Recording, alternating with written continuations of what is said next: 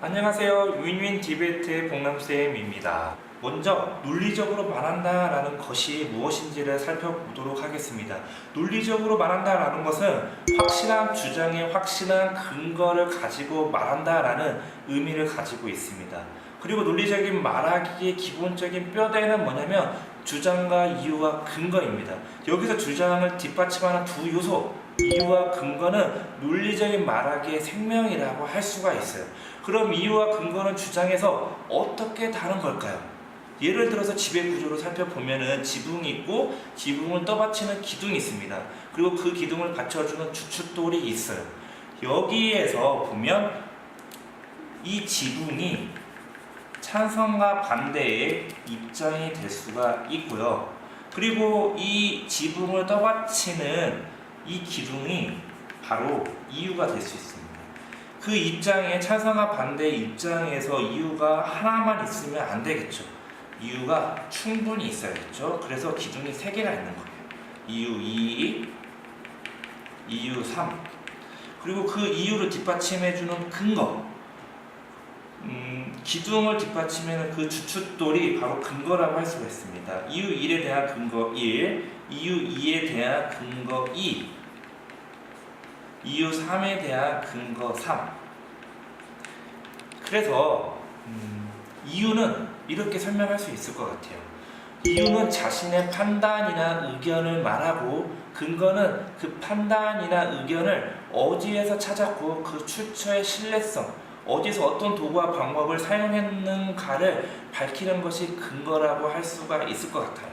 디베이트 수업에서 사용하는 용어들이 많이 있어요. 좀 혼란스러운 친구들이 많이 있는데, 선생님이 다시 한번 정리를 하면 입장, 주장, 주제, 논제, 의견, 이유, 근거, 사례, 이런 용어들이 자주 등장하는데, 선생님은 주장을 이유로, 논제를 주제로, 의견을 이유와 같이 그렇게 용어를 통일하도록 하겠습니다. 입장을 하나의 큰 주장으로 찬성과 반대를 구분할 때 쓰고, 그 입장을 떠받치는 용어로 이유라는 용어를 쓰고, 그리고 각 이유를 떠받치는 용어로 근거라는 말을 쓰도록 하겠습니다. 이번 시간에는 사고한다는 것에 대한 의미에 대해서 살펴보도록 하겠습니다. 사고한다라는 것은 생각한다라는 것인데, 생각하는 거 어렵죠? 생각이란 무엇일까요?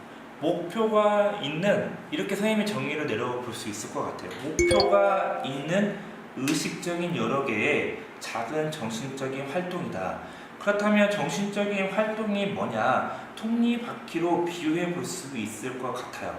여러 가지 정신적인 활동이라는 것은 이유 찾기, 비유하기, 개념 구성, 장단점, 가설, 결과 예측, 남의 입장에서 서보기, 공통점과 차이점, 대안 찾기 등등의 여러 가지 정신적인 활동들이 있겠죠. 이러한 정신적인 활동인 톱니바퀴가 잘 돌아가게 하려면 어떻게 해야 할까요? 질문을 잘 던지면 돼요. 질문. 그래서 이렇게 보시면 돼요. 톱니바퀴처럼 사고의 도구들이 돌아가게 되려면, 정신적인 활동이 되려면 질문을 잘 던지고, 그 질문을 통해서 톱니바퀴가 돌아가게 되고, 이후에 어떠한 결정과 판단이 내려지게 되는 거죠. 여기에서 중요한 거, 질문을 잘 던지는 게 중요해요. 질문을 통해서 생각하게 되고, 그 생각을 통해서 결정과 판단이 내려지는 것이기 때문에 여러분들이 이런 질문을 던지는 지속적인 훈련을 통해서 생각의 체력을 키워나갔으면 좋겠습니다. 이번 시간에는 기독교적으로 사고하기에 대해서 말씀을 드리겠습니다. 기독교적으로 사고하기, 저도 유경상 교수님이라는 분한테 배운 건데요.